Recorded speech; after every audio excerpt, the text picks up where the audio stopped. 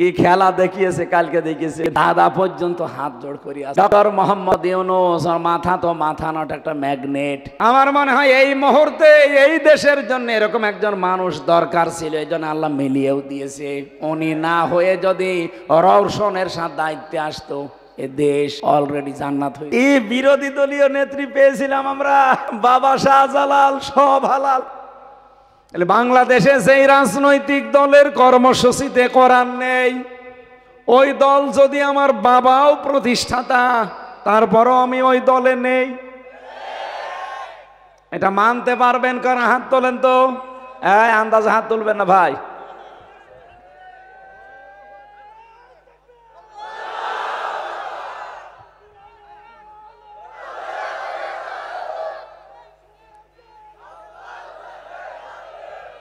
ঠিক আছে, আলহামদুলিল্লাহ, ওয়াজ হয়ে গেছে। এবার আমরা মোনাজাত করে দিই না, মানে আবার কি ওয়াজ করব? যারা আলেম বসে আছে জিজ্ঞাসা করেন, এরপরে আর কোনো ওয়াজ আছে? কোরআন যেই দলে নেই, ওই দল যদি আমার বাবাও তৈরি করে, আমি ওই দলে নেই। তাহলে এই দেশে কোরআন আছে যেই দলে, হেদায়েত পাওয়ার জন্য যাওয়া লাগবে সেই দলে। আপনি এবার মিলান তো 9টা কর্মসূচি মেনে এই দেশে সর্বপ্রথম যে 9 দফা, তার প্রথম দফায় আপনি কোরআন পড়েছেন কয় আয়াত, বুঝে পড়েছেন না বুঝে পড়েছেন, এটা লেখা লাগবে। 1 মাস পরে এটা আবার দেখানো লাগবে যে এই দেখেন। এরকম দল বাংলাদেশে নেই। এরপরেও যদি বলে হুজুর আমি বুঝি না, এদিকে আসে, কানের নিচে এমন জোরে 2টা দেব, সব বুঝে ফেলবেন। আশা করছি আপনি বুঝেছেন। 49টা এখন নিবন্ধিত দল, কিন্তু যেই দলটা নিবন্ধিত ছিল অবৈধভাবে, তারা নিবন্ধন বন্ধ করে দিয়েছে। আমরা চাই এই দলেরও নিবন্ধন ফিরিয়ে দেওয়া হোক। এক কথা বললেন না? অবৈধ সরকারের সব কিছুই ছিল অবৈধ। কি কথা বলেন না কেন?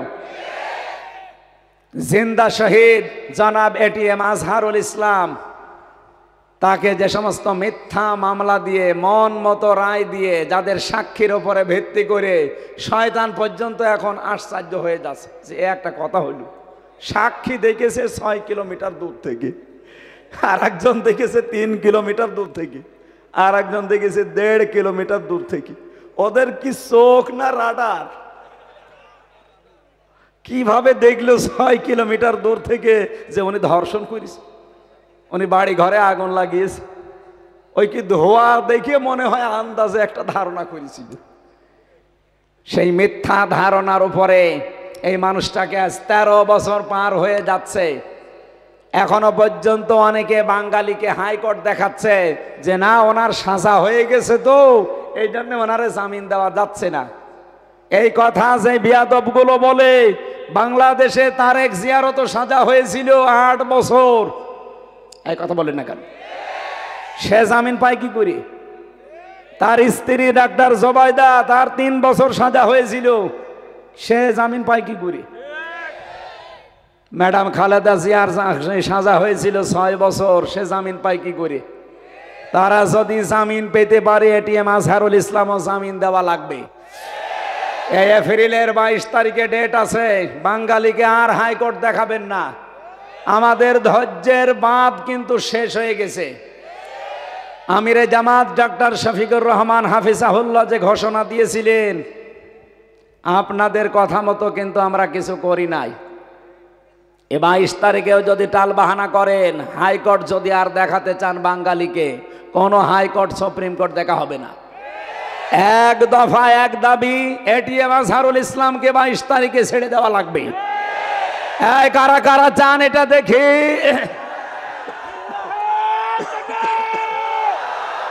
মুক্তি মুক্তি মুক্তি চাই, মুক্তি মুক্তি মুক্তি চাই।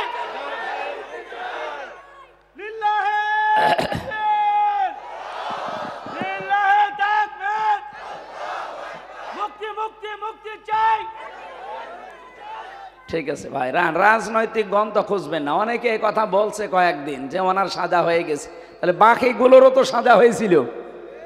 এমনকি আমি যাদের সাথে ছিলাম এই 3 বছর, সবচাইতে ভয়ঙ্কর এবং সন্ত্রাসীদের তালিকায় যারা 1 নম্বরে আছে সুইডেন আসলাম, নাম শুনেছেন? আসলাম ভাই নামে একটা সিনেমা আছে না, নায়ক মান্নার?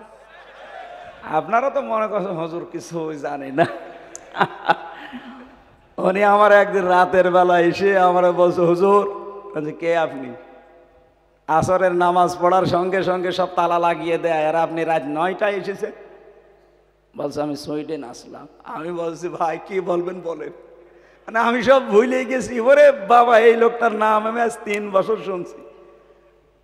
চেহারা দেখলে আপনি যত বড় সাহসী মানুষ হন, 1 গ্লাস পানি খাওয়া লাগবে। এইরকম লম্বা চওড়া, এইরকম ভয়ঙ্কর মানুষ, নাম শুনে বোঝা যাচ্ছে না কিরকম হবে। সুইডেন ওনার জীবনী নিয়ে সিনেমা বানিয়েছে আসলাম ভাই। উনি 27 বছর পরে পরে বের হলো। উনি যদি বের হতে পারে, ডেঞ্জার রাসু যদি বের হতে পারে, ভয়ঙ্কর তাজ যদি বের হতে পারে, আর একজন ভেতরে আছে মুকিম গাজী, 260 বছর জেল। ও মনে হয় কিয়ামতের পরে বের হবে। আমি ওনারে একদিন বললাম, ভাই আপনার কয় বছর জেল? 260। আপনি বের হবেন? 260 বছর, 43 বছর জেল খাটতেছে। ওনাকেও মনে হয় ছেড়ে দেবে। তো এইরকম মানুষগুলো যদি মুক্তি পায়, মিথ্যা মামলা দিয়ে রাজনৈতিক উদ্দেশ্য প্রণোদিত ভাবে এই জালেমা মহিলার রাগকে কন্ট্রোল করতে না পেরে, তার নিজের এলাকায় বাড়ি রংপুরে, বদরগঞ্জে বাড়ি, আল্লাহর এই বান্দা একজন মাজলুম মানুষ। বিপ্লবের দ্বারা যেহেতু এ সরকার গঠিত হয়েছে, বিপ্লবের একটা সৈনিক জেলখানায় থাকবে, এটা মেনে নেওয়া যায়? আমরা এই মাজলুম মানুষটার পক্ষে কথা বলছি। আমি মুসাফির অবস্থায় আছি, মাজলুম অবস্থায় আছি, এখনো অসুস্থ। আসার সময় খাবার খেতে যেয়ে, মানে গাড়িতে খাবার খাচ্ছিলাম, রাস্তায় তো সময় পাইনি, কারণ আর একটা অনুষ্ঠান ছিল। এই গলায় খাবার বেঁধেছে, বারবার কাশি হয়ে আমার এই গলা বসে গেল।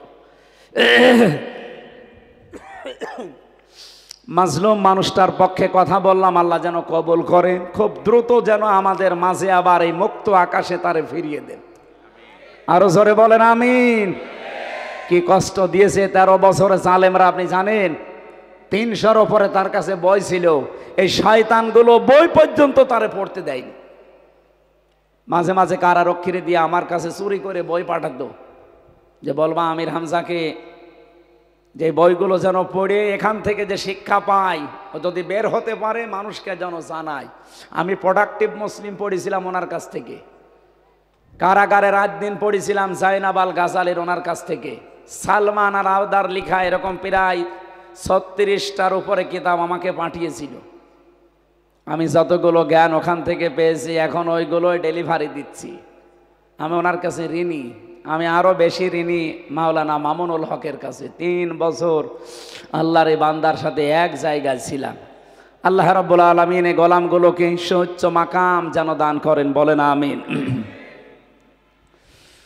কোরআনে কারিমের যে আয়াতটা পড়েছিলাম, জালিকাল কিতাবুল লা রাইবা ফি, কোরআনের হেদায়েত দেওয়ার ক্ষমতা আছে, তাও একচ্ছত্রভাবে পৃথিবীর আর কোনো কিতাব মানুষকে হেদায়েত দিতে পারে? এই জন্য কবরের প্রশ্ন কিন্তু 4টা, আমরা 3টা জানি। মার রব্বুকা ওমান নাবিয়্যুকা ওমা দীনুকা। এই 3টা প্রশ্নের জবাব যদি আপনি বলতে পারেন, রব্বি আল্লাহ, দীনুন আল ইসলাম, হাযা নাবিয়্যুনা মুহাম্মাদুর রাসূলুল্লাহ সাল্লাল্লাহু আলাইহি সাল্লাম, সঙ্গে সঙ্গে ফেরেশতা জিজ্ঞাসা করবে, ওই এগুলো যে বললে তুমি, এগুলো কোথায় পেয়েছো? আপনাকে বলা লাগবে আমি কোরআনে পেয়েছি। কোথায়? কারণ কোরআন শরীফ ফেরেশতারা চেনে। আপনি যদি বলেন যে আমি ফাজাইলে আমালে পেয়েছি, দাঁত মুখ যা আছে সব খুলে ফেল, কারণ ফেরেশতারা ও কিতাব চেনে। এক কথা বলছেন এখানে? পৃথিবীর কোন কিতাব ফেরেশতারা চেনে না। কিতাব বলতে কোনটা চেনে বলেন? আরো জোরে বলেন। এই কোরআন ফেরেশতারা চেনে, এই জন্য এইটার রেফারেন্স দেওয়া লাগবে আপনাকে। ইকরাউল কোরআন, আমি কোরআন পড়ে পেয়েছি। সঙ্গে সঙ্গে ফেরেশতারা বলবে ব্যাস ঠিক আছে, জান্নাতের যত দরজা আছে সব আপনার কবরের সাথে সেট করে দেবে। জান্নাতের পোশাক আপনাকে পরিয়ে বলবে ঘুমাও। দোলা ভাই যেভাবে ঘুমায় বাসর রাতে ওভাবে ঘুমিয়ে পড়ো। কিয়ামতের ময়দানে যেদিন একেবারে সিংহায় ফৎকার দেওয়া হবে ওই দিন তোমারে আমরা ডাক দেব। বলেন সুবহানাল্লাহ। হুদাল্লিল মুত্তাকিন, হুদাল্লিন নাস, হুদাল্লিল মুসলিমিন, এই তিনটা শব্দের খুব অল্প ব্যাখ্যা করে আমি তাফসিরে চলে যাচ্ছি। কোরআনে কারিম পৃথিবীর সব মানুষকে হেদায়েত দিতে পারে, সে ক্ষমতা তার আছে, কিন্তু সবাই কোরআন থেকে হেদায়েত নেয় না। পৃথিবীতে যারাই কোরআন থেকে কিছুটা কিছু নেয় তারা অতটুকু উপকার পায়। আপনি তামাম পৃথিবীর অন্যান্য জাতির দিকে তাকান, তারা কোরআনে কারিম আল্লাহর কিতাব এটা বিশ্বাস করে না, কিন্তু এখান থেকে যতটুকু তারা নিয়েছে অতটুকু উপকার কল্যাণ পেয়েছে।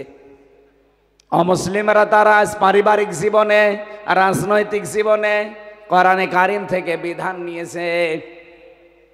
এই যে আমেরিকা আজ 236 বছর চলছে ওদের, এই 236 বছরের ভেতরে আজ পর্যন্ত কোনোদিন কোরআনে কারিমের একটা আয়াত তারা মেনে চলে, বিশ্বাস করে না কিন্তু মেনে চলে।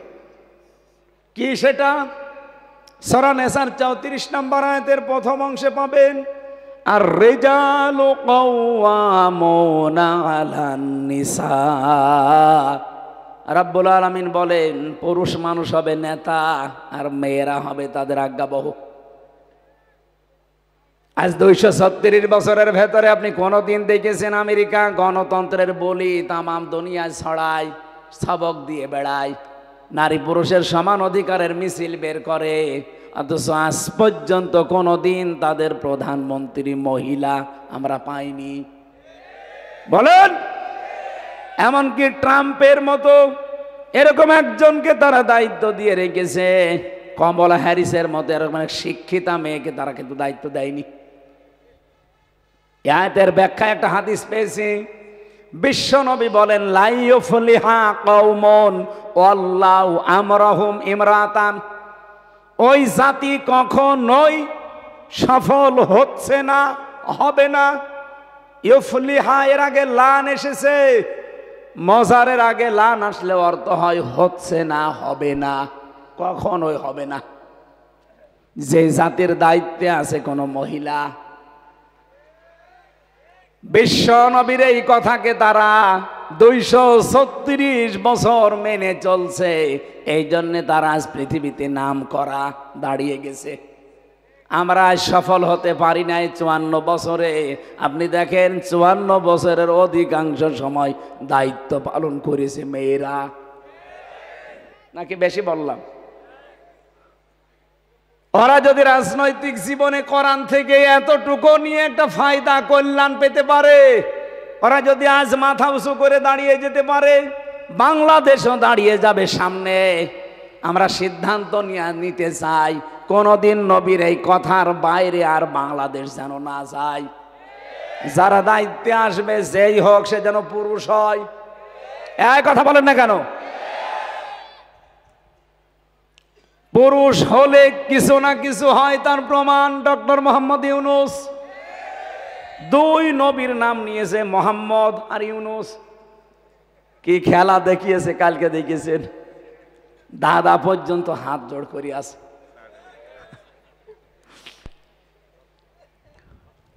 ডক্টর মোহাম্মদ ইউনুস, আর মাথা তো মাথা নট, একটা ম্যাগনেট। পৃথিবীর 3টা সবচাইতে সম্মানসূচক যেগুলো পুরস্কার আছে 12 জন পেয়েছে মাত্র তামাম দুনিয়ায়, তার ভেতরে উনি একজন।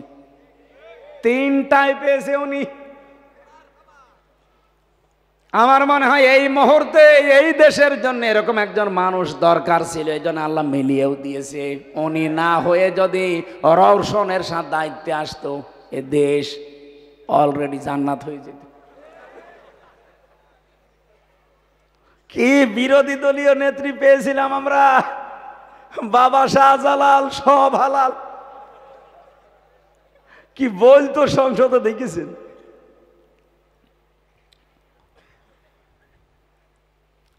এই 54 বছরে আমাদের বিরুদ্ধে যত মিথ্যা কথা আমাদের প্রতিবেশী নামে কলঙ্ক এরা ছড়িয়েছে, তাম পৃথিবীর 257টা রাষ্ট্রের প্রতিবেশীরা এত মিথ্যা কথা বলে না। ভয়েস অফ আমেরিকা, মাইক্রোসফট এরা রিপোর্ট দিচ্ছে তাম পৃথিবীতে সবচাইতে বেশি মিথ্যা কথা বলে ইন্ডিয়া। তাহলে এই 54 বছরে আমাদের বিপক্ষে যারা কথা ছড়িয়েছে তাম দুনিয়ায়, এদেশে নাকি সংখ্যালঘু নির্যাতন হয়, এই মিথ্যা কথা বলে বলে তাম দুনিয়ায় আমাদের কালার করেছে এই দাদারা। এই কথা বলেন না কেন? প্রতিবেশী প্রতিবেশীর মতো থাকবেন, কারণ প্রতিবেশী তো পাল্টানো যায় না। চরিত্র যদি না পাল্টান, আমাদের কাছে পরে চরিত্র শিখে নিন। আমি যে কথা তুলেছিলাম যে কোরআন থেকে ওরা হালকা কিছু নিয়েছে তাই দাঁড়িয়ে গেছে, সুতরাং আমরাও যদি সত্যিই কিছু নিতে পারি আমরাও দাঁড়িয়ে যেতে পারবো ইনশাআল্লাহ। আমি কয়েকদিন আগে মালয়েশিয়া ছিলাম, তারাও আজ 2004 সালের পর থেকে দাঁড়িয়ে গেছে। তারা একটা বিষয় আমি দেখেছি, ওদের দেশে খাদ্যে ভেজাল এটা নেই। যদি খাদ্যে কেউ ঔষধ দেয়, ভেজাল করে, যদি ধরা পড়ে সঙ্গে সঙ্গে মেরে ফেলবে, ওর কোনো বিচার আচার নেই। বাংলাদেশের রাজশাহীর বাগমারার একজন আছে আমার কুষ্টিয়া বিশ্ববিদ্যালয়ের বড় ভাই আব্দুল জব্বার মন্ডল, এই যে অভিযান চালাচ্ছে বিভিন্ন জায়গায় খাদ্যের উপরে, আপনি দেখেছেন না? আপনাদের রাজশাহীর জন্য একজন গর্ব। বাংলাদেশে মাত্র 200 জন অফিসার যদি এরকম আমরা পেতাম, এদেশে আজ কেউ খাদ্যে ভেজাল দেওয়ার, ঔষধ দেওয়ার, বিষ দেওয়ার সাহস দেখাতো না। তাও তো ওনার হাতে সেরকম কিছু নেই। আমরা চাই অন্যান্য যারা আছেন, বিশেষ করে ম্যাজিস্ট্রেট, সবগুলো যেন আব্দুল জব্বার মন্ডলের মতো হয়। এ দেশটা দাঁড়িয়ে যাবে ইনশাআল্লাহ, আমি বিশ্বাস করি 100%। কোরআন থেকে ওরা পারিবারিক জীবন, রাজনৈতিক জীবনটা নিয়েছে, বিবাহের ক্ষেত্রে ওরা নিয়েছে। ওরা দেখতেছে বিবাহ বাদ দিয়ে পৃথিবীতে টিকে থাকা সম্ভব না। পরিবার না থাকলে মানুষ মানুষ হিসাবে বিবেচিত হতে পারে না। ওরা এতটুকু নেওয়ার কারণে আজ ফল পাচ্ছে। রাজনৈতিক জীবনে কোরআন থেকে একটু কিছু নিয়ে ফল পাচ্ছে। আল্লাহ বলেন হুদাল্লিল মুসলিমিন, মুসলমানদেরকে হেদায়েত দেবে। আজ আমরা মুসলিমরা একটু বেশি নেই, এজন্য উপকারও বেশি পাই। সবচাইতে পরিপূর্ণ কল্যাণ পাবে কোরআন থেকে তারা যারা মুত্তাকি। যারা কি? আরো জোরে বলেন। এই মুত্তাকি হওয়ার জন্য রমজান এসেছিল, চলেও গেছে, আমরা হতে পেরেছি কিনা আল্লাহ জানে। মুত্তাকি হওয়ার জন্য কি কি লাগবে ওইগুলো আলাদা একটা আলোচনা আছে। আমার বিষয় আজকে সূরা দোহার 3 নম্বর একটা আয়াত আমরা পড়েছি। এই বিষয়ের উপরে যতগুলো তথ্য আমার জানা আছে আমি ডেলিভারি দেব ইনশাআল্লাহ, এবং বাস্তবের সাথে মিলিয়ে দেব ইনশাআল্লাহ। যে আল্লাহ আমাদেরকে রমজানুল মোবারকের পরে শাওয়ালের এই প্রথম জমার দিন, মাগরিবের পর থেকে আপনারা বসে আছেন, এত রাত পর্যন্ত অনুষ্ঠানগুলো করা ঠিক না। অনেক রাত হয়ে গেছে, রাত 11:25 বেজে গেছে। আগামী থেকে যেখানেই বাংলাদেশে আমারে নিয়ে আসেন, এশার পরে তুলে দেবেন, রাত 9:30 10টায় সাইদি সাহেবের মতো যেন শেষ হয়ে যায়। রেকর্ড হচ্ছে বলে আমি বললাম, এরপরও যদি কথা ঠিক না রাখেন আমি হাতে পায়ে ধরে বলছি আমারে নিয়ে আসবেন। কারণ আমি কিছুদিন আগে 9-10 দিন হাসপাতালে ভর্তি হয়েছিলাম। ডাক্তার আমারে বলেছে যা টর্চার হয়েছে, আর আমি নিজেও তো জানি 3 বছরে আমার শরীরের 1 ইঞ্চি জায়গা নেই যেখানে জালেমরা টর্চার করে না। মাথার চুল পর্যন্ত ওরা শেষ করে দিয়েছিল। এই জন্য শরীর সেরকম ভালো না, এখনো স্বাভাবিক হয়নি, আর এগুলো হতে সময় লাগবে। 3 বছর তো আর খাবার খাইনি, কি খাওয়িয়েছে আল্লাহ ভালো জানে। এই জন্য রাত জাগা আমার একেবারেই নিষেধ। বারবার ডাক্তার যত দেখালাম, কত জায়গায় যে ডাক্তার দেখিয়েছি এই বের হওয়ার পর থেকে, প্রত্যেকের একই কথা, রাত জাগবেন না। রাত জাগলে আপনার মাথার যে এক অংশে একটু সমস্যা দেখা দিয়েছে এটা আরো বেড়ে যাবে। যেন রাত 10টার পরে ঘুমিয়ে পড়বেন। অথচ আজকে এমন একটা কথা আপনারা এখানে মানে তোলার কথা এখানে এসার পরে, কিন্তু আর এক জায়গায় দিয়ে আমরা আটকিয়ে রেখেছিল। আমি ওখানে আসর থেকে মাগরিব করে চলে আসবো, এখানে এসার পরে ওটা ঘন্টাখানেক পরে বাড়ি চলে যাবো না, ওখানে সে আসরের পর থেকে আটকিয়ে রাত 9টায় তুললে ওই জায়গায়। রাজশাহীতে আর আসা যাবে না। গরু দিয়ে আপনি চাষ করে খাবেন, গরুই যদি মরে যায়, অন্তত আমি কিছুদিন বেঁচে থাকি নাকি? আগামী থেকে ভোলটা আর করেন না ভাই, আপনার হাতে পায়ে ধরে বলছি, যেখানেই নিয়ে আসবেন রাজশাহী, চাঁপাই নবাবগঞ্জ, আর আজ সর্বোচ্চ 8:30টায় তুলে দেবেন। আমি 9টা 10টার ভেতরে মাহফিল শেষ করে দেব ইনশাআল্লাহ। আমরা সব বাদ দিয়ে দিলাম, কোরআনে কারিম থেকে আমরা আরম্ভ করছি। সূরা দোহা 3 নম্বর আয়াত পড়েছি। রব্বুল আলামিন বলেন, মা ওয়াদ্দাআকা রব্বুকা ওয়া মা ক্বালা। উসুলে তাফসিরের মূল নীতি 15টা।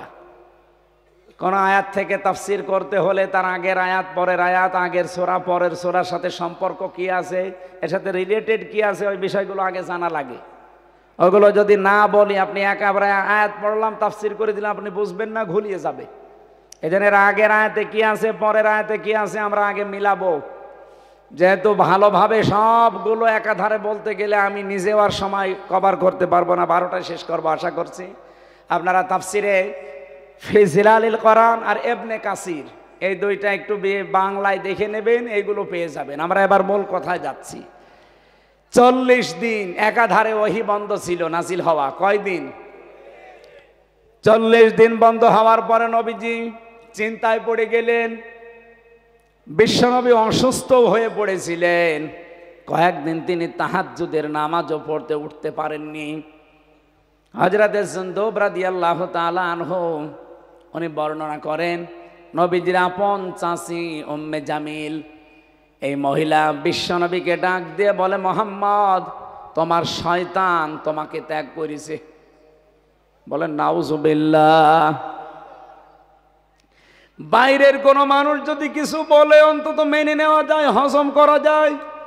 নিজের আপন জন যদি এরকম কোনো কথা বলে, কিরকম দুঃখ লাগার কথা আপনি নিজের দিকে তাকিয়ে বলেন। বিশ্বনবী এত অসন্তুষ্ট হলেন কথাটা শোনার পরে, এত মনক্ষুণ্ণ হলেন, ভারাক্রান্ত হৃদয়। জিবরাইলকে আল্লাহ এবার পাঠিয়ে দিয়ে বললেন, মা ওয়াদ্দাআকা রব্বুকা ওয়া মা ক্বালা। হে নবী, আপনাকে আমি আল্লাহ ছেড়ে দেয়নি, আপনার উপরে আমি আল্লাহ অসন্তুষ্ট না, আমি আপনাকে ত্যাগ করিনি। এ কথা বলার আগে আল্লাহ দুইটা কসম দিয়েছেন, অদ্দুহা ওয়াল লাইলি ইযা সাজা। মধ্যদিনের আলোর কসম, রাতের কসম যখন তা ছেয়ে যায়। হে নবী, আপনার উপরে যে বিষণ্ণতা চেপে বসেছে এটা বেশি দিন থাকবে না। দ্বীপ্রহরের আলো আপনার উপরে এসে উদ্ভাসিত হবে। আর যে মানুষগুলো আপনাকে অপমান করার জন্য, অপদস্থ করার জন্য আজ এই কথাগুলো বলে, আমি আল্লাহ গ্যারান্টি দিলাম তাদের জীবনে এরকম অন্ধকার রাতের মতো নেমে আসবে।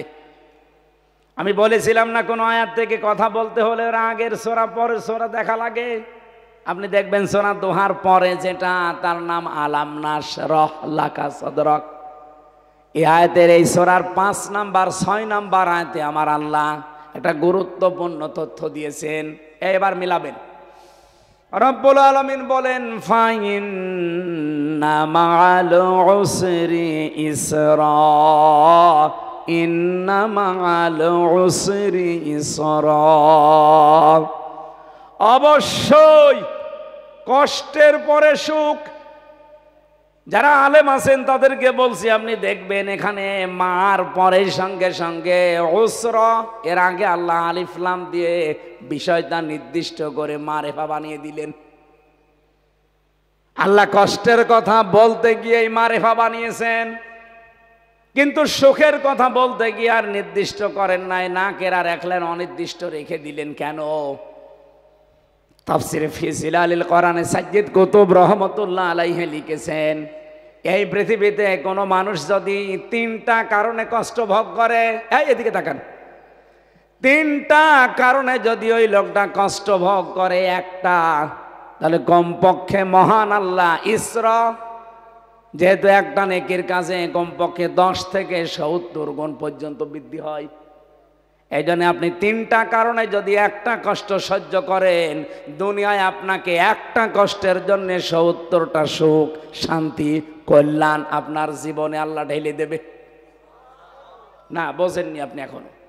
এবার আমি বোঝাচ্ছি কষ্ট কয়টা, বলেন বলেন।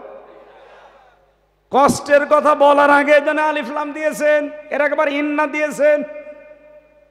ইন্না মাআল উসরি ইসরা, অবশ্যই কষ্টের সাথে কষ্টের কথা বলতে পারতেন আল্লাহ, উসরার আগে আলিফ লাম না দিয়েও দিয়েছেন। এই জন্যে যদি কেউ একটা কষ্ট দুনিয়াতে পায়, কয়টা কারণে? আরো জোরে বলেন, আর একবার বলেন।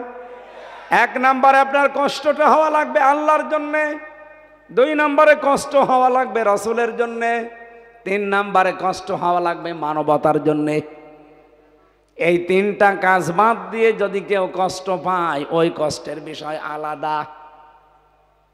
এই যে যারা পালিয়ে গেছে, তারা কি কষ্ট কম পেয়েছে? তারা কি আল্লাহর জন্যে, রাসূলের জন্যে, মানবতার জন্যে? না। আল্লাহ বলেন কষ্ট যদি এই 3টা বিষয়ের একটাই হয়, মাস্ট বি তোমার জীবনে ইসরা আসবে, 1টা 2টা না, কমপক্ষে 70টা সুখ তোমার জীবনে আল্লাহ ডেইলি দেবে।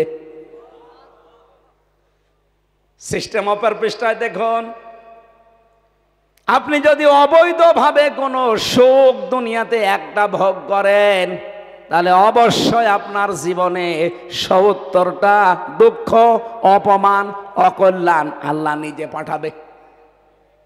খালি ভালোটা শুনলে সুবহানাল্লাহ বললেন, পরেরটা কি বলবেন? আজ যারা আমরা ইসলামের জন্যে, আল্লাহর জন্যে, মানবতার জন্যে একটা কষ্ট সহ্য করেছি, মাস্ট বি দুনিয়াতে আল্লাহ 70টা সুখ, শান্তি, কল্যাণ আমাদেরকে দেবেই দেবে। এই আয়াত বিশ্বাস করেন না? বলেন বলেন। পক্ষান্তরে যারা একটা সুখ অবৈধভাবে ভোগ করেছেন, একটা সুখ যারা অবৈধভাবে ভোগ করেছেন, অবশ্যই দুনিয়াতে আপনাকে দুঃখ, দুর্দশা, অকল্যাণ 70টা আল্লাহ ভোগ করাবে। এই 15.5 বছরে যারা দায়িত্ব ছিল, এরা যে অবৈধভাবে ছিল, যারা জোর করে, যারা সাপোর্ট দিয়ে, যারা এমপি হয়েছিলেন, মন্ত্রী হয়েছিলেন, উপজেলা চেয়ারম্যান, মেয়র, আপনারা নিজেরাও জানতেন যে এটা স্বৈরাচার, এটা সীমা লঙ্ঘনকারী, এটা মানুষের অধিকার নষ্টকারী। এরপরও সাপোর্ট দিয়ে নিজেও সেই অবৈধ সুখের ভাগী হয়েছেন। এই কথা বোঝেন? এরকম অবৈধ সুখের ভাগী যারা একটা করে হয়েছেন, এখন 70টা দুঃখ পাওয়ার জন্য রেডি হন। আর এগুলো তো আমরা দেখতে পাচ্ছি, খাপের খাপ মমতাজের বাপ মিলে যাচ্ছে। অবৈধভাবে একটা সুখ ভোগ করেছেন, একটার জন্য 70টা অপমান আপনার জন্য রেডি হয়ে আছে। আন্তর্জাতিক আদালতে অলরেডি আল্লাহর ওলির নামে মামলা হয়ে গেছে, যে কোনো সময় ডাক পড়তে পারে। আর ডক্টর মোহাম্মদ ইউনূস আজকে দাদারে যা বলেছে যে হাসিনারে ফেরত দেওয়া লাগবে, এখন মানে বিস্ফোরা হয়ে দেখা দিয়েছে। এগুলো সব হচ্ছে উসরি ইসরা, এই আয়াতের বাস্তব প্রমাণ। অবৈধভাবে আপনি সুখ ভোগ করতে গেলেন কেন? এখন নেন অপমান, এক একটা সুখের জন্য 70টা। তাহলে 15.5 বছরে কত সুখ পেয়েছিলেন আপনি নিজে হিসাব করেন। এক একটার জন্য 70টা, কত 70 হবে টের পাচ্ছেন? 41 সাল না 81 সাল দিলেও আপনার এই দুঃখ এখন আর শেষ হবে না। আমি আর নিচে নামলাম না। বিশ্বনবী মুহাম্মদ রাসূলুল্লাহকে আল্লাহ ছেড়ে দেয়নি, এই জন্যে তো অলাল কি অদ্দুহা ওয়াল লাইলি ইযা সাজা, রাতের কসম দিলাম যখন তা সেই অন্ধকার হয়ে যায়। এমন অন্ধকার হয়েছিল 4 তারিখেও যারা পাহারা দিত, 5 তারিখে একটা লোক পায়নি। কি অন্ধকার নেমে এসেছে আপনি দেখেছেন? এখান থেকে শিক্ষা নেওয়া দরকার। স্বৈরাচার যারা যারা হয়, যারা জালেম হয়, তাদের বাড়ি ঘর পর্যন্ত আল্লাহ অভিশপ্ত বানিয়ে দেয়। এটা মনে হয় আমি বানালাম। সূরা নমলে 19 নম্বর পারা 20 নম্বর পৃষ্ঠা 7 নম্বর লাইনের 52 নম্বর আয়াতে আছে। আল্লাহ রাব্বুল আলামিন বলেন, ফাতিলকা বুয়ুতুহুম খাফিয়াতাম বিমা যালামু। এই সেই ঘরগুলো, আল্লাহ নিজের আঙ্গুল দিয়ে দেখাচ্ছে, এই সেই ঘরগুলো বাইতুন দেয়নি, বুয়ুত বহু বছর, হোম এটা জমির, এই সেই ঘরগুলো, এই সেই রাজশাহীর অমুকের ঘর, লিটনের ঘর, এটা বাদশার ঘর, এটা সেই মোহনপুরের কি জানো নাম আল্লাহর ওলির আইনের ঘর। এই সেই ঘরগুলো বিমা জলামু খাওয়াতান পরিত্যক্ত হয়ে পড়ে আছে আজ। সবগুলো আজ পড়ে আছে একেবারে জনশূন্য হয়ে, মানব শূন্য হয়ে, তাদের জুলুমের কারণে। আজ প্রমাণ পাওয়া যাচ্ছে যারা এদেশের দায়িত্ব ছিল অধিকাংশ মানুষের বাড়ির নিচে টর্চার সেল পাওয়া যাচ্ছে। এই পাশের জেলা নাটোর, দেলাওয়ার ভাইয়ের ছেলেকে শিমল নামে এক এমপি ছিল, ওর বাড়ির নিচে মারার পরে, হত্যা করার পরে তার লাশ পাওয়া গেছে 3 দিন পর। প্রত্যেকের বাড়ির নিচে এরকম অবস্থা ছিল।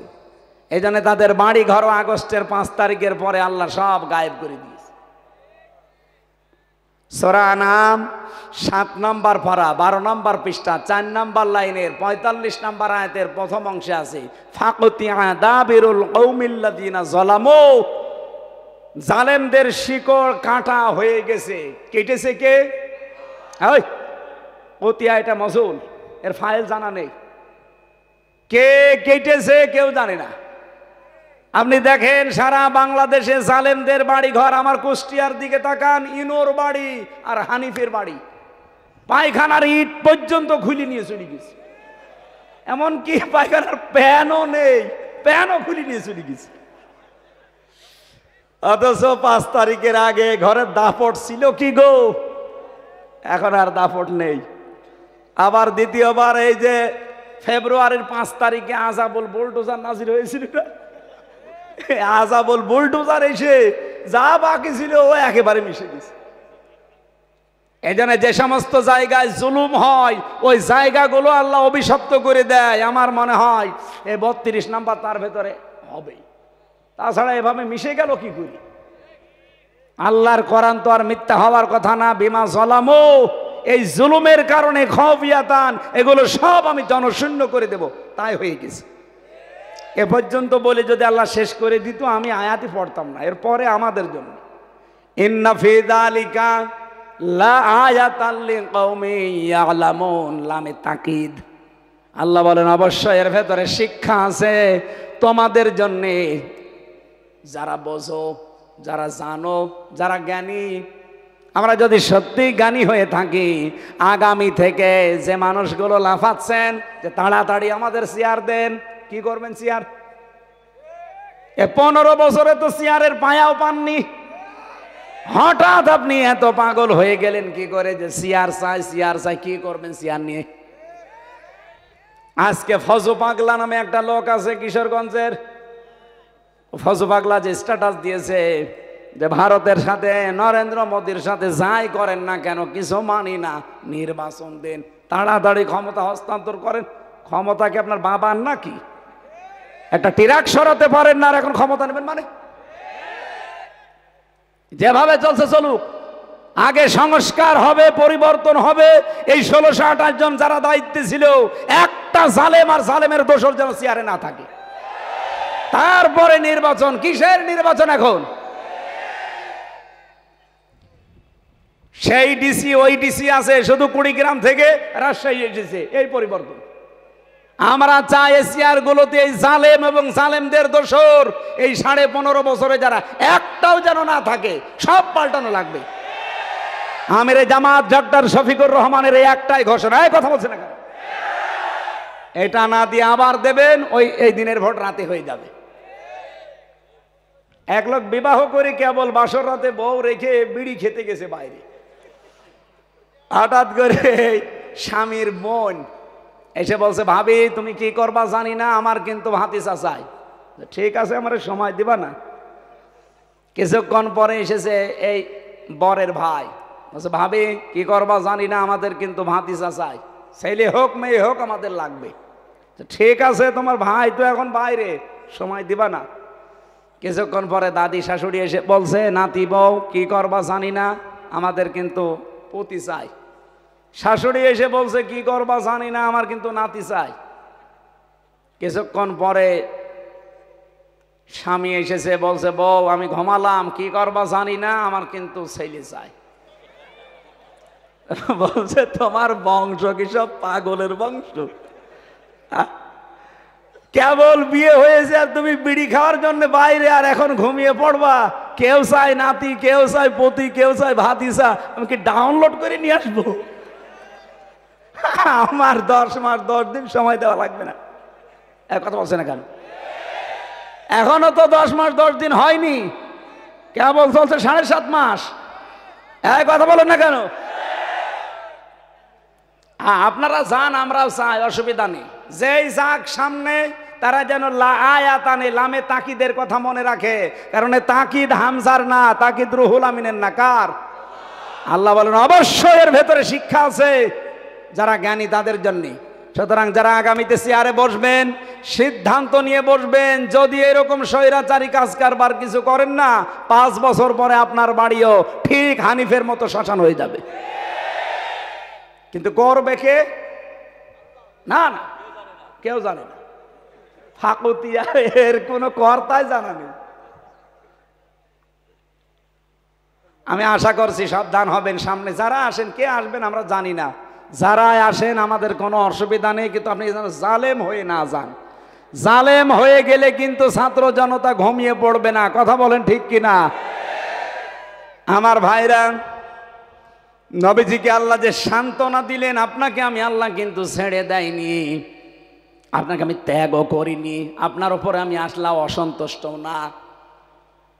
এখান থেকে জিলালিল কোরআন থেকে আমি বারবার বলছি, কারণ জেলখানার ভেতরে 3 বছর আমার কোনো বই পড়তে দিত না বাইরে থেকে, শুধু আজহার সাহেব যা দিত ওইটা বাদ দিয়ে। কারারক্ষীরে মাঝে মাঝে বলতাম, ভাই 3 বছর হয়ে গেল, এই যে কারারক্ষী, তাও হিন্দু আসতো, দেবদুলাল, সুব্রত বালা, এ ছাতা ও আলেমও বোঝে না, জালেমও বোঝে না। ওনারে বললাম, ভাই সবসময় তালা লাগিয়ে রাখেন, এই ফাঁসির কন্ডেম সেলের ভেতরে একটু বই দিতে পারেন না? ও বই নিয়ে এসেছে বঙ্গবন্ধুর আত্মজীবন, ভালো বই নিয়ে আসতে পারেন না? হুজুর আগামী সপ্তাহে আমার ডিউটি উঠবে, আমি ভালো বই নিয়ে আসবো। নিয়ে এসেছে বঙ্গবন্ধুর চীন সফর, আর বই নেই। হ্যাঁ, আমি লাইব্রেরিতে যাব, লাইব্রেরিতে নিয়ে এসেছে বঙ্গবন্ধুর ছেলেবেলা। তোর বই নিয়ে আসার দরকার নেই ভাই, তুই যা। পরে দেখি একজন মুসলমান কারারক্ষী, আশরাফুল, ও সাতক্ষীরায় বাড়ি। ওরে বললাম, ভাই অন্তত আপনার এখানে তো আশরাফুল লেখা আছে, আপনি তো আর ওই দেবদুলালের মতো না, তো অন্তত এক কাজ করেন, এটা তাফসিরে নিয়ে দিয়ে আমারে। আল্লাহর ইশারা, ও পরের দিন 2টা তাফসির নিয়ে এসেছে। আমি যেই 2টা সবচাইতে বেশি ভালোবাসি, তাফসিরে ফি জিলালিল কোরআন আর তাফসিরে তাফহিমুল কোরআন। এই সময় পেয়েছিলাম বিস্তর, এই জন্য রেফারেন্সগুলো এখান থেকে দিচ্ছি, কারণ পড়িয়েছি এই 2টা বেশি বেশি, বাকিগুলো তো পড়তেও দেয়নি, সময়ও পাইনি। মুসা আলাইহিস সালামের একটা ঘটনা আয়াতের সাথে মিল করে তাফসিরে মুফাসসিরে বোঝাতে চেয়েছেন বাস্তব। এইদিকে তাকান, নাকি শেষ করে দেব? আর 15-20 মিনিট থাকা যাবে না? 12:30 হলে আবার তাহাজ্জুদের সময় চলে আসবে, আমার আবার নামাজ পড়া লাগবে না। আমি খুব তাড়াতাড়ি করবো ইনশাল্লাহ, যত তাড়াতাড়ি পারি। আল্লাহ রাব্বুল আলামিন হযরতে মুসা আলাইহিস সালাম, তিনি 23 বছর বয়সে কিন্তু মিশর ছেলে চলে গিয়েছিলেন মাদায়েন। কত বছর বলেন বলেন? আপনি বাংলাদেশের দিকে তাকান, যেই মানুষগুলো এই স্বৈরাচার হাসিনাকে বিদায় দিয়েছে, এই ছাত্র ছাত্রী ভাইদের বয়স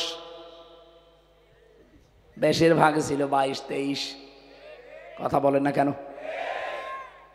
হযরত মুসা যখন ফিরে আসলেন মিশরে, সঙ্গে সঙ্গে আমার আল্লাহ ডাক দিয়েছেন, ওয়া আনা খাতারতুকা ফাসতামি' লিমা ইউহা। এ মুসা, তোমাকে আমি আমার আল্লাহর জন্য, আমি নিজের জন্য নির্বাচিত করেছি, মনোনীত করেছি, তোমাকে আমার জন্য আমি বানিয়েছি। ইন্নানি আনাল্লাহ, অবশ্যই আমি আল্লাহ, লা ইলাহা ইল্লাহু, আমি ছাড়া কেউ নেই, ফাবুদনি, আমার ইবাদত করো, ওয়া আকিমিস সালাতা লিযিকরি, আমার স্মরণের জন্য নামাজ পড়ো। চলছিল বেশ কয়েকদিন এভাবে।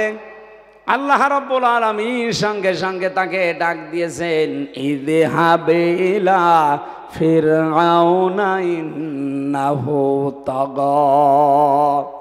হে মুসা, ফেরাউনের কাছে যাও, সে তগুত হয়ে গেছে। কি হয়েছে বলেন বলেন? সে সীমা লঙ্ঘন করে ফেলেছে, তার কাছে যাও।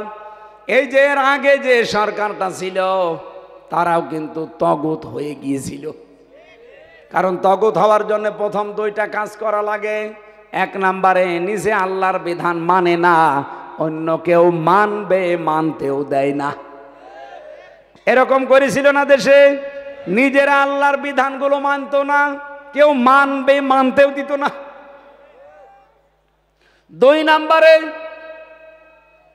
জনগণকে কষ্ট দেওয়ার জন্যে তাগুত সরকার মন মতো আইন বানায়, বিধান বানায়। এ 15.5 বছরে এমন এমন আইন তৈরি করেছিল, বাংলার মুসলমানের কলিজা পর্যন্ত চোরমার হয়ে গিয়েছিল।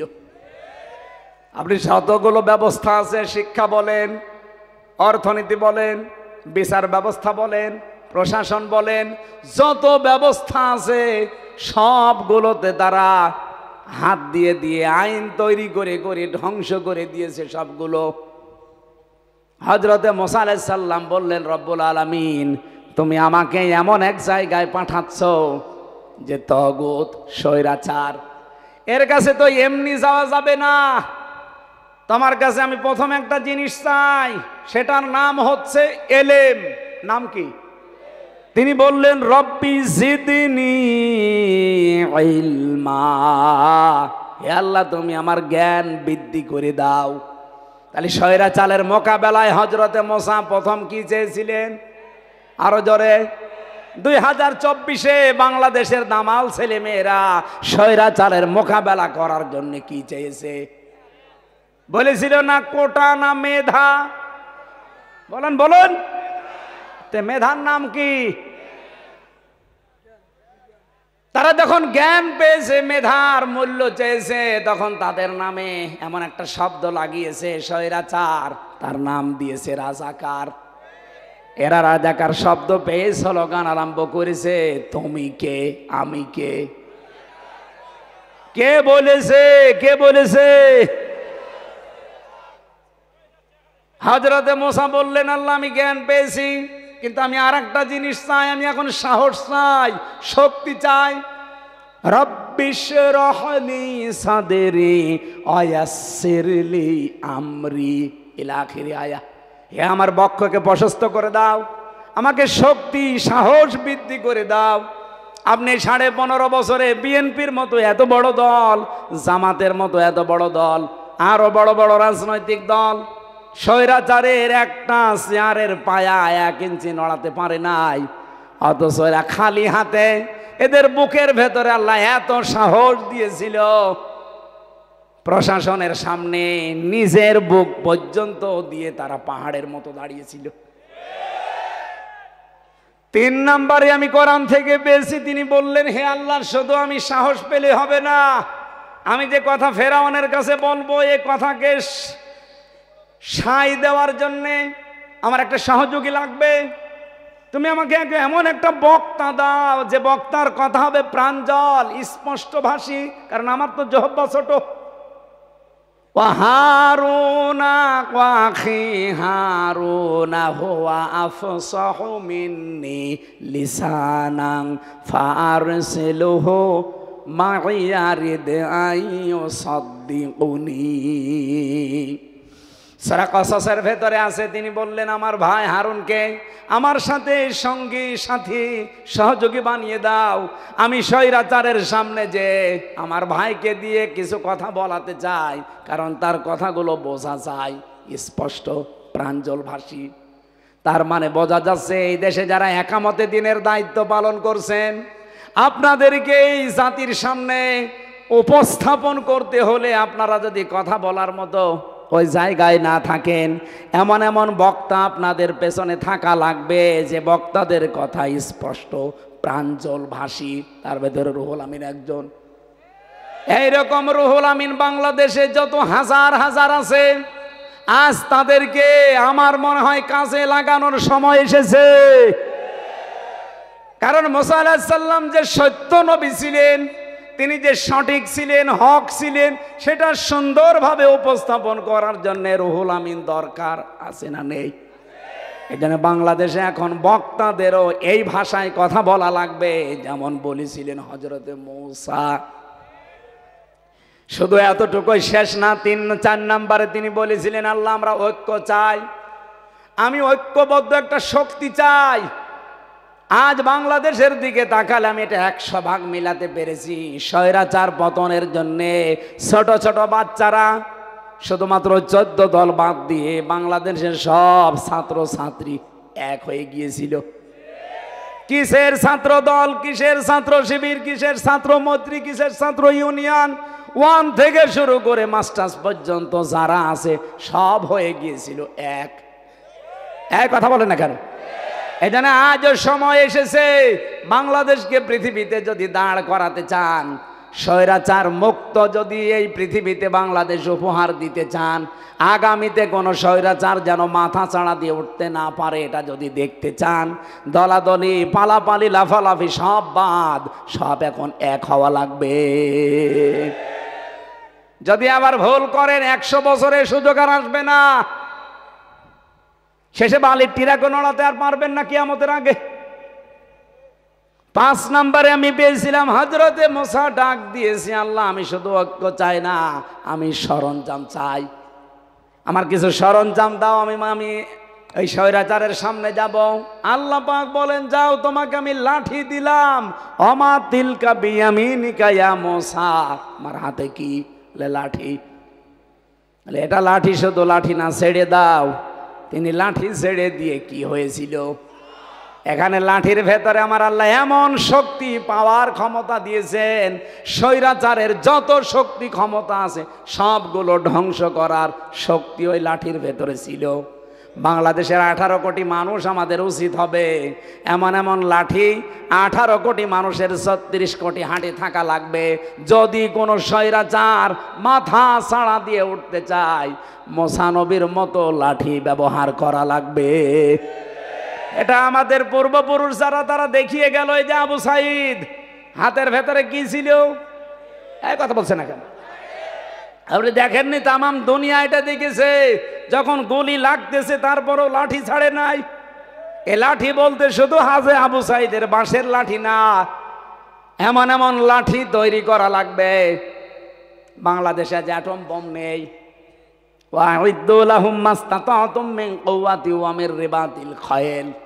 আল্লাহ তাআলা সূরা আনফালে জানিয়েছেন, ওরা ইসলাম ধ্বংস করার জন্য যেটা কাজে লাগায়, ওটা উল্টি আপনি ইসলামের পক্ষে কাজে লাগাবেন। সে সময় এখন আসে নাই। 15.5 বছরে যতগুলো পত্রিকা, যতগুলো মিডিয়া, সব রাম আর বামরা কাজে লাগিয়েছে, ওইটা এখন ইসলামের পক্ষে হাতে নেওয়া লাগবে। এই কথা বলেন না কেন? এই জন্য আমরা চাই অতি দ্রুত ইসলামিক টিভি, দিগন্ত টিভি খুলে দেওয়া হোক। এই কথা বলেন। যত পত্রিকা আছে যেগুলো মানবতার কথা বলে, ইসলামের কথা বলে, এগুলো সব চালু করে দেওয়া হোক। আর এগুলো সব কন্ট্রোল করবে মুসলমানেরা। কোন রাম বামের হাতে এগুলো থাকলে মিথ্যা তথ্য ছাড়া সত্য কিছু পাবেন না। আমারে যেই দিন ধরে নিয়ে গেল, বাড়ির থেকে নিয়ে গেল আমারে কুষ্টিয়ার হালসা থেকে, পরের দিন সকালবেলা পত্রিকায় বাংলাদেশ প্রতিদিন আমারে রিমান্ডে নিয়ে যখন ওই মাটির নিচে নিয়ে গেল, আমারে বলছে, হুজুর পত্রিকা পড়েন। পত্রিকা পড়েই দেখি ওখানে হেডলাইন করেছে, মুফতি আমির হামজাকে আমরা কুষ্টিয়ার চড়হাঁস থেকে গ্রেপ্তার করেছি। এটা মিথ্যা কথা। নিয়ে গেল বাড়ির 2 তলার ছাদের উপর থেকে, আর লিখলো কুষ্টিয়ার চড়হাঁস থেকে ধরেছি। ওই দিন থেকে যে মিথ্যা আরম্ভ হয়েছে। এই জন্য পত্রিকা, মিডিয়া, প্রচার মাধ্যম যা আছে, ওরা ইসলামের বিপক্ষে, মানবতার বিপক্ষে কাজে লাগিয়েছে। ওইটা এখন বক্ষে কাজে লাগানো ইসলামের। নবীজির বাড়ি ঘর ছিল খেড়ের, নবীজির বাড়ি ঘরের উপরে চারিদিকে ছিল খেজুর পাতার পাটি, কিন্তু তার বাড়ির সামনে 9টা ঘোড়া বাঁধা থাকতো। কয়টা? তার বর্ম ছিল, জুলফিকার ছিল, মাথার হেলমেট ছিল, পাকিস্তানে অ্যাটম বোম আছে, ভারতে আছে, বাংলাদেশে থাকবে না মানে? এই 54 বছরে যদি আমরা সত্যি লাঠির মতো লাঠি বানাতে পারতাম, দাদা আজকে যেমন হাত জোড় করছে 54 বছর আগে আমাদের সামনে হাত জোড় করতো। সর্বশেষ হযরতে মুসা যখন এই খেলা লাঠি দিয়ে আরম্ভ করেছিলেন, আল্লাহ রাব্বুল আলামিন বলেন ক্বালা লা তাখাফা ইন্নানি মাআকুমা আসমাউ ওয়া আরা। হে মুসা, তুমি কি মনে করো এই অলিক লাঠিগুলো, অলিক এই জাদুঘরের এই জাদু সাপ বিশ্বগুলো দেখে মানুষ হিসাবে তুমি ভয় পেয়ে গেছো? তুমি কি মনে করছো ময়দানে ছেড়ে দিয়ে আমি আল্লাহ কিছুই বুঝি না, কিছুই জানি না, দেখি না? আসমাউ, আমি সব শুনতে পাচ্ছি, ও আরো, আমি সব দেখতে পাচ্ছি। মুসা আলাইহিস সালামকে যদি আল্লাহ হাজার হাজার বছর আগে এই কথাগুলো জানাতে পারে, মুসা নবী যা চেয়ে নিয়েছিলেন ওগুলো আমার নবী চাওয়া লাগে নাই, চাওয়ার আগে আল্লাহ নিজেই তাকে দিয়ে দিয়েছেন। 2 নম্বরে হযরতে মুসা যেটা বলেছিলেন, রব্বি ইশরাহ লি সাদরি, আমার বক্ষকে উন্মুক্ত করে দাও, আমাকে সাহস দাও, শক্তি দাও, এটা তিনি চেয়েছিলেন। আর আমাদের নবী মুহাম্মদুর রাসূলুল্লাহকে আমার আল্লাহ নিজে এটা উপহার দিয়েছেন। আলাম নাশরাহ লাকা সাদরাক, হে নবী আমি কি আপনার বক্ষকে উন্মুক্ত করে দেইনি? আপনার বুকের ভেতরে কি সাহস আমি জোগাইনি? সুবহানাল্লাহ বলতে পারেন নাই? মুসা আলাইহিস সালামকে যেমন আল্লাহ বলেছিলেন আপনাকে আমি দেখতে পাচ্ছি, ময়দানে নামিয়ে আমি কিন্তু সব শুনতে পাচ্ছি, কোনো ভয় নেই, কোনো চিন্তা নেই, যে দায়িত্ব দিয়েছি আপনাকে নির্বাচিত করে আপনি পালন করেন। আমাদের নবী মুহাম্মদুর রাসূলুল্লাহকে আল্লাহ এই কথাই জানিয়েছিলেন 1500 বছর আগে। এই আয়াত যেহেতু এখনো কোরআনে আছে, নবীর উম্মত এখন আমরা যারা 100% খাঁটি উম্মত, কোনো ভয় করবেন না, কোনো চিন্তা নেই। আল্লাহ আমাদের ছেড়ে দেয়নি, আমাদের আল্লাহ ভুলেও যায়নি, আমাদের ওপর আল্লাহ অসন্তুষ্ট না। ওয়ালাল আখিরাতু খায়রুল লাকা মিনাল উলা, আমাদের পূর্বের চাইতে সামনে ভালো। এ গ্যারান্টি দিচ্ছে কে? আরো জোরে বলেন। সামনে আমাদের জন্য দিন অপেক্ষা করছে, সুতরাং সেই দিন দেখার জন্য আমরা আশায় আছি। এখন যদি আমরা ভুল করি কোনো সিদ্ধান্ত নিতে, আমি বললাম না 100 বছর পিছিয়ে যাবেন, এই জন্য আর ভুল করা যাবে না। আল্লাহ আমাদের ওপর অসন্তুষ্ট না, আমাদেরকে ছেড়েও দেয়নি। অবশ্যই দিন দিন এই দেশ সামনে মালয়েশিয়া সিঙ্গাপুরের মতো দাঁড়িয়ে যাবে। সিঙ্গাপুর ওরা মাছ বিক্রি করে খেত, কারণ চারিদিকে ওদের সাগর দেখলাম, শুধু একটা দ্বীপ। তারা যদি দাঁড়িয়ে যেতে পারে মালয়েশিয়ার মতো, মা এই বাংলাদেশের 5 ডবল বড় দেশটা, খালি পাম গাছ আর পাহাড়, এরা যদি দাঁড়িয়ে যেতে পারে তাদের সততার কারণে, এই দেশটাও দাঁড়িয়ে যাবে ইনশাআল্লাহ। আল্লাহ আমাদেরকে ছেড়ে দেয়নি ভাইরা, ভুলেও যায়নি। আমরা শুধু আমাদের যে ইমানের দাবি আছে, 1 মাস রোজা রেখে যে অর্জন করলাম তাকওয়া, এটা আমরা কাজে লাগাই। সামনে 12টা পার হয়ে গেছে, আমি আর কথা বলতে চাচ্ছি না। এখনো যে তথ্যগুলো লিখেছিলাম 1-1.5 ঘন্টা লাগবে সব বলতে গেলে। আমার তাহাজ্জুদ, ফজরের নামাজ, কালকে আবার মাহফিল 2টা আছে। আজকের মতো আমি শেষ করে দিলাম, আমিন।